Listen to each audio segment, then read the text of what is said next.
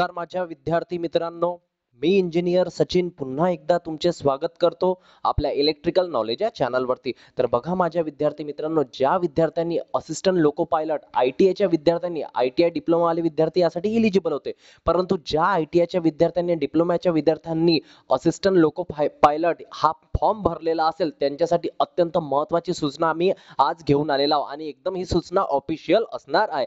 तर railway assistant loco pilot भरती 2024 आलेली होती. तुम्ही सर्वांनी अप्लिकेशन फॉर्म सुद्धा भरलेले आहेत आणि सर्वजण एक्झामचे सुद्धा वेट करत असेल, कारण तुमचं स्टेट गव्हर्नमेंटची एक्झाम होईल की नाही हे सांगता येत नाही, परंतु रेल्वेची एक्झाम मात्र तुम्हाला आता लवकरच पाहायला मिळणार आहे. तर ITIच्या विद्यार्थ्यांसाठी महत्त्वाची सूचना, एकूण पदे किती होती तर 18,799 पदे तुम्हाला पाहायला मिळत आहे. आधी 5,600 पदे होते, त्यानंतर वाढून आता किती झालेले आहे, जवळपास 18,799 झालेले आहे. आणि महत्त्वाची न्यूज काय असणार आहे आजच्या सूचनेमध्ये, की फॉर्म तुमचा रिजेक्ट किंवा ऍक्सेप्ट झाला की नाही हे तुम्हाला तरी आजच्या या व्हिडिओ नुसार समजणार आहे आणि तुम्ही स्वतः सुद्धा चेक करू शकता. त्याआधी तुम्ही जर या आपल्या चॅनलवरती जर नवीन असाल ना, तर आत्ताच जाऊन आपल्या चॅनलला सबस्क्राईब करून द्या.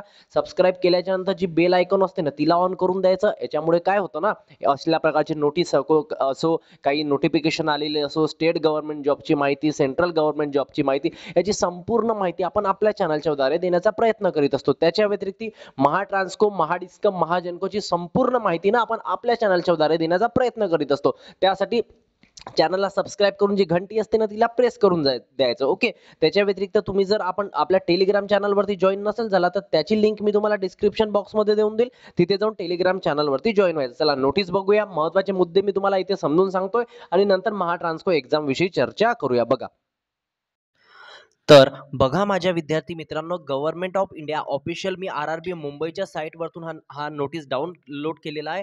Government of India, ministry of railway, railway recruitment board, important notice. आता बघा इथे काय लिहिलंय, अटेन्शन टू द कॅन्डिडेट, मराठीमध्ये समजून सांगण्याचा प्रयत्न करतोय.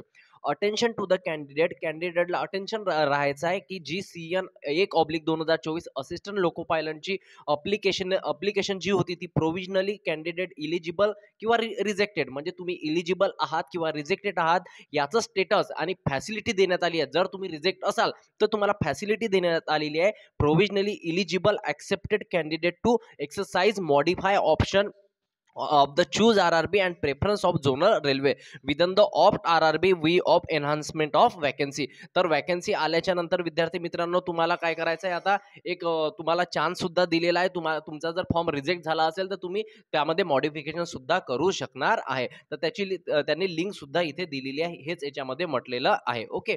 चला पहिला पॉईंट तुम्हाला समजून सांगतोय काय काय त्यामध्ये लिहिलेलं आहे आणि महत्त्वाची असे जे व्हिडिओ असतात ना हे तुमच्यासाठी अत्यंत महत्त्वाचे ठरणार आहे. पहिला पॉईंट बघा, 1/2024 असिस्टंट लोको पायलटची जी ॲडव्हर्टाइजमेंट आली होती 20/1/2024, अप्लिकेशन इन्व्हाइट केलं होतं कशासाठी, असिस्टंट लोको पायलटच्या फॉर्म भरण्यासाठी. मग application have been completed, candidate can view status their application under. ते आपलं आता काय चेक करू शकणार आहे, स्टेटस चेक करू शकणार आहे की ते प्रोव्हिजनली ॲक्सेप्टेड आहे किंवा प्रोव्हिजनली रिजेक्टेड आहे. ते जर रिजेक्ट असेल तर त्यांना काय करायचं आहे, लॉग इन करायचं आहे www.rrbapply.government.in वर. जर रिजेक्ट असेल तर, आणि जर तुमचं ॲक्सेप्टेड असेल तर कोणालाही काही करायची गरज भासणार नाही. ओके. त्यानंतर बघा काय म्हणते, SMS and email will be sent to their registered mobile number and email ID mentioned to the submitted application regarding application status. application status बघण्यासाठी ज्या विद्यार्थ्यांनी फॉर्म भरला असेल त्यांना SMS आणि ईमेलच्या द्वारे सुद्धा कळवण्यात येईल. तुम्हाला SMS किंवा ईमेल सुद्धा आलेला असेल. Okay. While every care has been taken to preparing the list of provisional eligible candidate, म्हणजे ज्या कॅन्डिडेटला एक्झाम द्यायची आहे त्यांची जी लिस्ट बनवण्यात आली आहे, प्रोव्हिजनली जी एलिजिबल कॅन्डिडेटची लिस्ट बनवण्यात आली आहे त्यामध्ये खूप काळजी घेतलेली आहे. RRB reserve the right to rectify, आणि ते हे RRB पाशी राईट असतात की ते त्याला काय करू शकते, रेक्टिफाय सुद्धा करू शकते. ओके.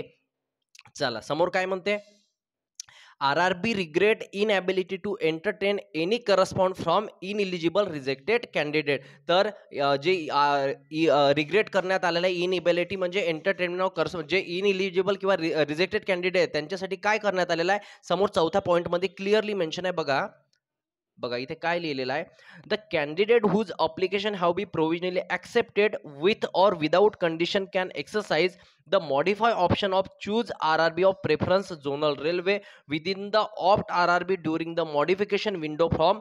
म्हणजे इथं क्लिअरली मेन्शन आहे विद्यार्थी मित्रांनो, की फॉर्म जर तुमचा रिजेक्ट झालेला असेल त्या विद्यार्थ्यांना इथे आता काय करता येणार नाही, त्यांना इथे काहीही करता येणार नाहीये. ही जी लिंक आहे ही कोणासाठी आहे, the candidate whose application have been provisionally accepted with or without condition. म्हणजे कंडिशन असो किंवा नसो, ज्या कॅन्डिडेटची अप्लिकेशन प्रोव्हिजनली ॲक्सेप्टेड झालेली आहे त्या कॅन्डिडेटना मॉडिफाय ऑप्शन वरती जाऊन आपली RRB चूज करून प्रेफरन्स देऊन within the opt RRB during modification window सुरू असणार आहे 29/7/2024 पासनं तर 7/8/2024 पर्यंत. या दरम्यान ज्यांचा फॉर्म रिजेक्ट झालाय त्यांनी सुद्धा लॉग इन करून पहा. जर नसेलच झाला, कारण की मोस्ट ऑफ द स्टुडंटचा फॉर्म रिजेक्ट होणार नाही, त्यांनी यासाठी सुद्धा सावधानी घेतली होती. परंतु एखाद्याचा झाला असेल तर तुम्ही काय करायचं, पुन्हा जायचं, रिजेक्ट झाला असेल तर पुन्हा त्याला मॉडिफाय करण्याचा प्रयत्न करायचा. तर डेट कधीपासून कधीपर्यंत, तर 29/7/2024 पासून तर 7/8/2024 पर्यंत काय असणार आहे, लिंक ओपन राहणार आहे. By logging with their use credential www कोणत्या साईटवर जायचं आहे, rrbapply.government.in. If the candidate fail to exercise modify, जर अशा कॅन्डिडेटनी मॉडिफाय करणे जर ते फेल झाले तर during the above mention period, या पिरियडमध्ये जर ते कॅन्डिडेट मॉडिफाय करणं जर ते चुकले, no further chance will be given. याच्यानंतर तुम्हाला कुठल्याही प्रकारचा चान्स मिळणार नाही. समोर काय म्हटलंय बघा 5व्या पॉईंटमध्ये, candidate of all the eligible accepted candidate, म्हणजे ज्यांचा फॉर्म फक्त ॲक्सेप्ट झाला आहे अशा कॅन्डिडेटसाठी इज प्युअरली प्रोव्हिजनल, पूर्णपणे प्रोव्हिजनल आहे. म्हणजे पूर्णपणे नोकरी नाही लागली तुम्हाला, फक्त तुमचा फॉर्म ॲक्सेप्ट झाला असं म्हणायचं आहे. And their candidature is liable to the cancel at any stage recruitment process और thereafter in case of inconsistency deficiency false file record. जर अशा विद्यार्थ्यांनी फक्त तुम्हाला प्रोव्हिजनली ॲक्सेप्टेड झालं आणि समोरच्या स्टेजमध्ये जर कुठे तुमचं फॉल्स आढळलं तर तुम्हाला ते या रिक्रुटमेंटमधून बाहेर सुद्धा काढण्यात येईल, असं त्यांनी क्लिअरली म्हटलेलं आहे. their application or any malpractice on the part of candidate coming to the notice of RRB of any stage of the recruitment process. मी तुम्हाला तेच सांगितलं की रिक्रुटमेंट प्रोसेसमध्ये ते तुम्हाला जर तुम्ही काही चुकीची माहिती दिली किंवा काही कृत्य करताना आढळले तर ते तुम्हाला बाहेर सुद्धा काढण्यात येईल, असं त्यांनी म्हटलंय. 6वा पॉईंट बघा, कॅन्डिडेट आर ॲडवाइस, कॅन्डिडेटला असा सल्ला दिला जातो, refer only to website, refer करायची लेटेस्ट अपडेट रिक्रुटमेंट प्रोसेस, सर्व तुम्ही ऑफिशियल कुठल्याही ऑफिशियल साईटवरती जाऊन रेफर करत राहायचं.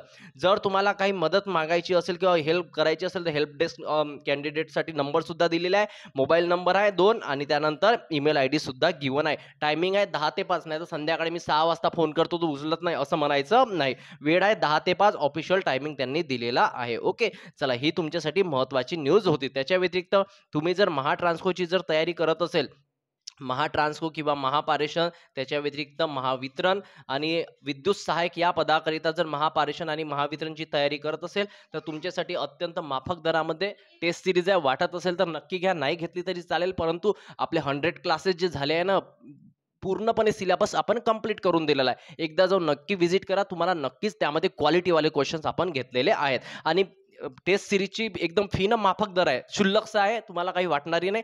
तर तुम्ही घेतली तर, आणि त्यामध्ये पूर्ण पेपर मिळतील विद्यार्थी मित्रांनो तुम्हाला, आणि त्यामध्ये मी स्वतः बनवलेले क्वालिटीवाले क्वेश्चन्स असणार आहे. ओके, चला तर भेटूया आता पुढच्या व्हिडिओमध्ये नवीन एक अपडेट घेऊन, नवीन एक माहिती घेऊन मी तुमच्या समोर लवकरच. त्याआधी तुम्हाला काय करायचंय, राजू एक मनातून लाईक करून द्या ना, तुम्ही लाईक नाही करत, दिल से लाईक कर दो यार. ओके, चला भेटूया, तोपर्यंत बाय.